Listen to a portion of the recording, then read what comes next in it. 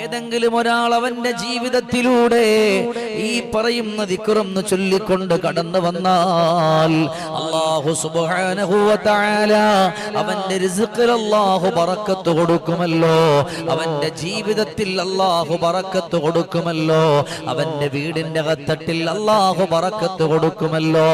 അല്ലാഹുമ്മ ർസുഖ്നാ സകീനത ഫീ ഖുലൂബിനാ വസ്സആദത ഫീ ബുയൂതിനാ വസ്സിഹ്ഹത ഫീ അബ്ദാനിനാ വൽബറകത ഫീ അർസാഖിനാ. ഓരോരുത്തരെ കൊണ്ടും ചൊല്ലാൻ പറ്റുമല്ലോ.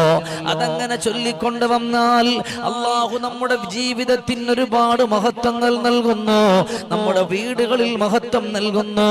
നമ്മുടെ ഭക്ഷണത്തിൽ എന്തൊക്കെയാണോ മനുഷ്യനിക്ക് ആവശ്യമുള്ളത്, ആവശ്യമുള്ള